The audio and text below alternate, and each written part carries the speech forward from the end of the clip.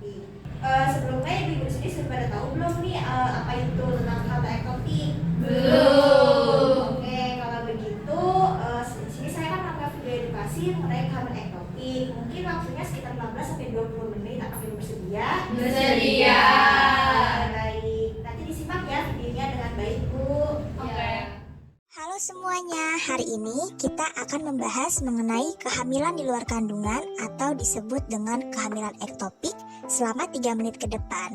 Simak penjelasan dari video berikut ya. Jadi, apa itu hamil di luar kandungan? Kehamilan di luar kandungan adalah kehamilan yang lokasinya tidak pada semestinya atau di luar kafum uteri. Kehamilan ini dapat terjadi di luar rahim, di tuba falopi, di bagian infundibular, ampulari, ismus, dan juga di ovarium. Terjadi juga di dalam rahim, tetapi bukan di uterus, melainkan di serviks dan pars interstitialis tuba. Lalu, apa faktor penyebab terjadinya kehamilan di luar kandungan? Ada beberapa faktor. Yang pertama, terdapat kerusakan pada tuba falopi. Yang kedua, ada riwayat kehamilan ektopik. Yang ketiga, terdapat keabnormalan pada zigot.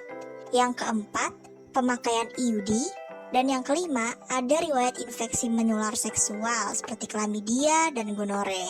Biasanya, tanda dan gejala kehamilan ektopik yang dirasakan ibu hamil itu seperti apa? Terdapat 3 trias tanda klinik yang disebut dengan 3A.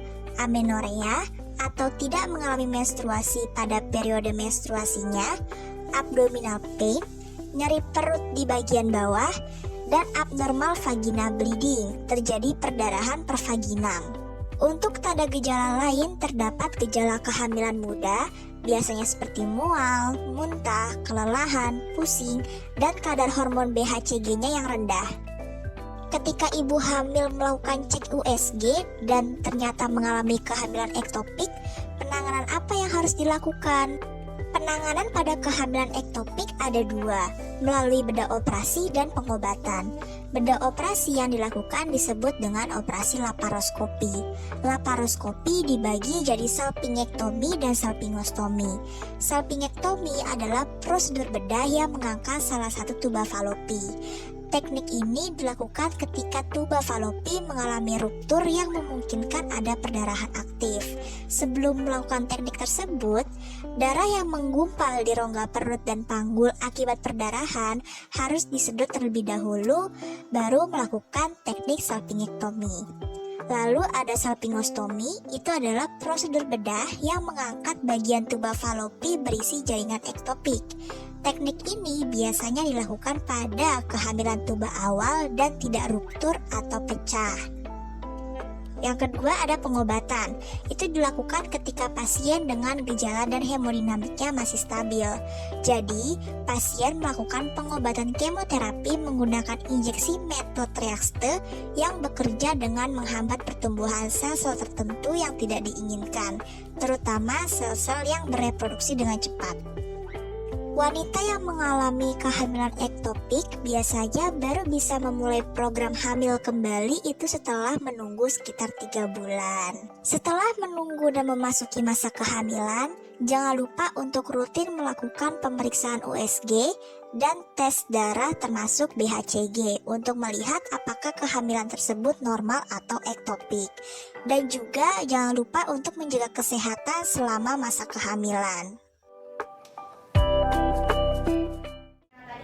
Sudah melihat nih video mengenai hama ektopik ini. Nah, di sini ibu ada yang ditanyakan?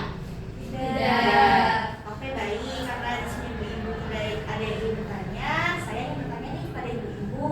Dari video tadi, apa tanda dan gejala dari kehamilan ektopik ini? Ada yang bisa jawab? Saya. Oke, baik. Perkenalkan dulu ibu siapa? Saya Ibu Neneng. Saya ingin menjawab untuk tanda dan gejalanya. Yang pertama itu ada amenorea. Selanjutnya ada nyeri abdomen sama perdarahan per vaginam. Oke, baik. Ibu sih berarti sudah pada paham ya mengenai kehamilan ektopik itu. Nah, mungkin untuk hari ini pertemuannya sudah cukup.